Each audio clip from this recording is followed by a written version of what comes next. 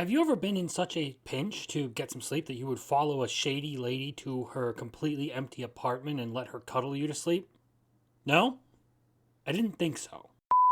But that is basically how today's anime call of the night starts. Ko Yamori is an Insomniac 14-year-old who wanders around the city at night for lack of anything better to do with his life. He doesn't go to school, he doesn't hang out with friends, he doesn't seem to have any real hobbies. He just sort of goes about spending all his time awake at night when he shouldn't even be out. And that's when he has his fateful encounter with Nazuna Nanakusa, who offers to help him with his insomnia if he just comes over to her place for a nap.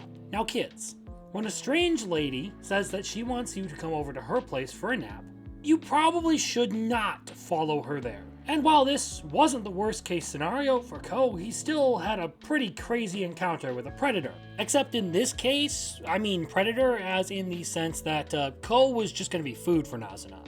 She's a vampire, okay? Now I have no idea how you people would behave, but I do know that if someone sank their teeth into my neck, my first reaction would not be nearly as tame as Ko's was. It would be less, "Ayo, what?" and more, "You picked the wrong house, fool! Hey, hey!" But Ko isn't exactly a normal kind of dude in really any way. His reasoning skills don't really seem to be the greatest after all.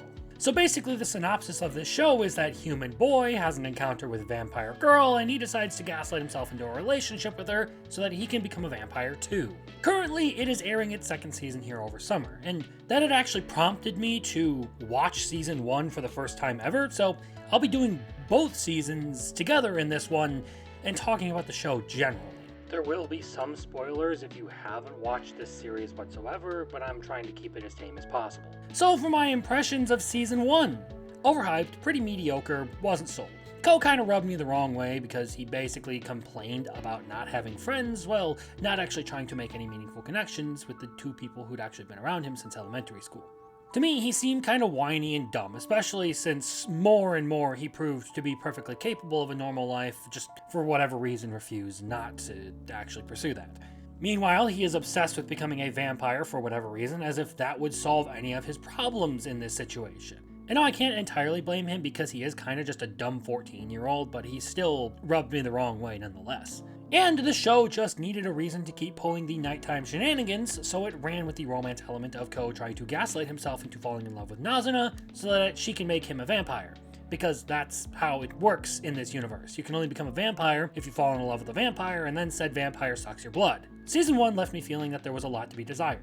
Like the hype behind the show was overblown and that I was gonna have to lump this in with all the other series that just weren't my thing. It felt like a pretty par for the course slice of life romance anime where they get up to mild silliness throughout the runtime, with its one creative addition being that it had a vampire as the main heroine. But that impression only really lasted for so long.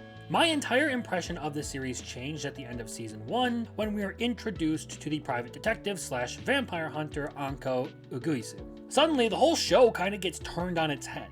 While vampires in this series had been mostly treated as a kind of neutral group who lived in the human world but didn't exactly try to hunt and kill people up to this point unless absolutely necessary, Anko's introduction ends up unveiling the negative and not so savory side of their lives. The suffering some people experience from becoming a vampire, and the dangers they present to humanity, especially those who decide to abuse the mechanics of their abilities to harm people. And this ends up running very counter to what we had seen of Nazuna and her friends up to this point.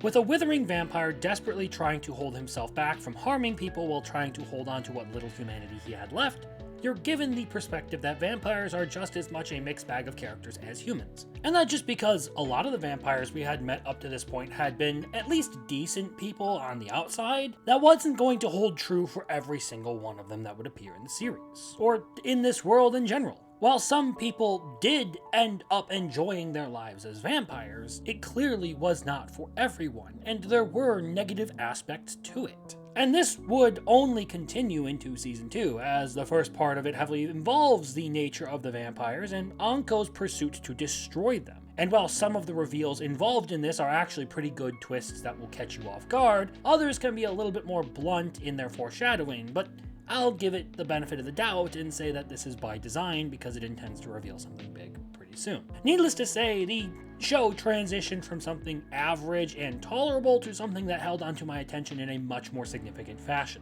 The addition of Anko as a character was a really good thing, because she has been a sort of menacing and unrelenting antagonist to the series that seems to want to largely favor the vampires and their positive portrayals rather than their negative ones. She was basically the perfect antithesis to everything that the viewer had been fed up to this point about how the vampires were just decent people trying to live their own lives and blend into society and do what little they could to survive.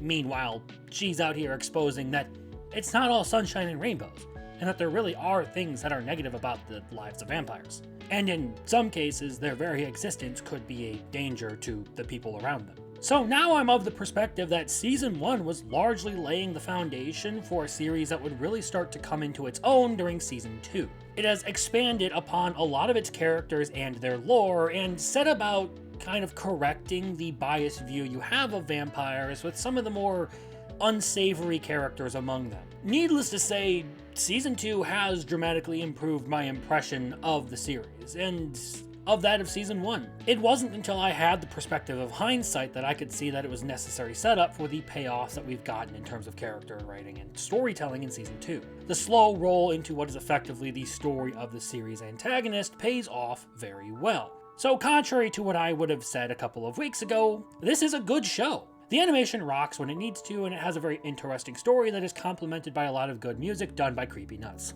Though I can't really say I am a huge fan of its cast. The bulk of them are just kind of meh. I am more neutral on them rather than negative in a lot of regards, so I can rock with it, especially considering I really do enjoy the detective. And that is really the stuff that has been holding my interest with this up to this point, because everyone else just really hasn't hooked me as much. But for that alone, it has been a really good experience. I may call the characters meh, but I still think that they are actually pretty important to everything that happens in this story, because without them, a lot of the building that was necessary to create this experience in Season 2 wouldn't be there. So while I might not like them particularly as characters, and I don't think they stand out in a particularly spectacular way, they are necessary story pieces. They don't feel like a waste of space, they don't feel like they're driving me crazy, they're just kind of good for the plot, not really interested in them as people. But that's about my biggest complaint about it. It's a slow roll into a really good section of storytelling that I have tremendously enjoyed. But hey, if you enjoyed this video, leave a like, and maybe subscribe while you're at it. Do it, or I will steal your dog.